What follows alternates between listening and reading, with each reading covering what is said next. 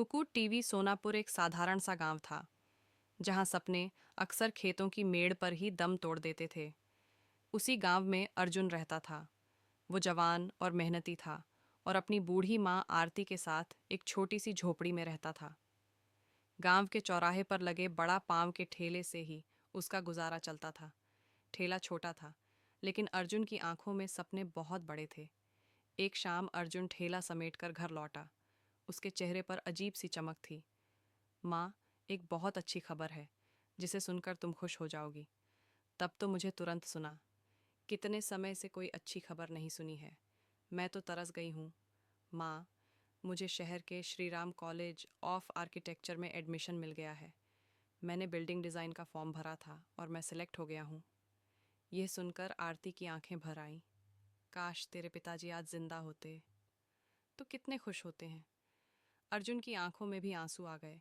जब तू घर बनाना सीखेगा ना बेटा, तो ऐसा घर बनाना जो लोगों की जिंदगी बदल दे। हाँ माँ, मैं बहुत ही अच्छा घर बनाऊंगा। अचानक अर्जुन के चेहरे से खुशी गायब हो गई। क्या हुआ बेटा? तू अचानक उदास क्यों हो गया?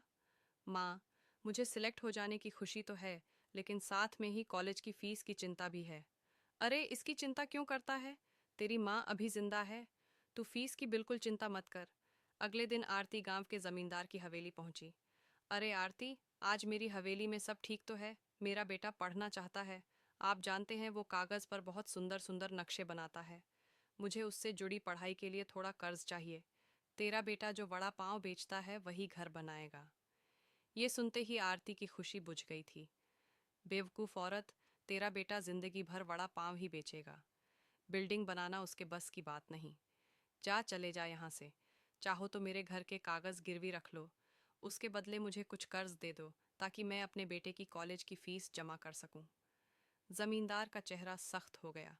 रहने दे, तेरा घर भी तेरे हाथ से चला जाएगा। मेरा बेटा शहर में पढ़ रहा है। कुछ सालों के बाद जब वो नामी बिल्डर बनकर लौटेगा, तब मैं इस गांव में एक बड़ा होटल बनवाऊंगा और उसी होटल में तेरा बेटा वड़ा पाव बेचेगा। जमींदार जोर जोर से हंसने लगा। आरती अपमान का घूंट पीकर घर लौटी और सारी बात अर्जुन को बता दी। जमींदार ने कर्ज नहीं दिया, उसका मुझे दुख नहीं है, पर जो अपमान उसने किया है, मैं उसे कभी नहीं भूल पाऊंगी। अर्जुन की आंखों में आंसू थे, लेकिन मुट्ठियां भी गईं। माँ, तुम चिंता मत करो। मैं जमींदार को गलत साबित करके रहूंगा।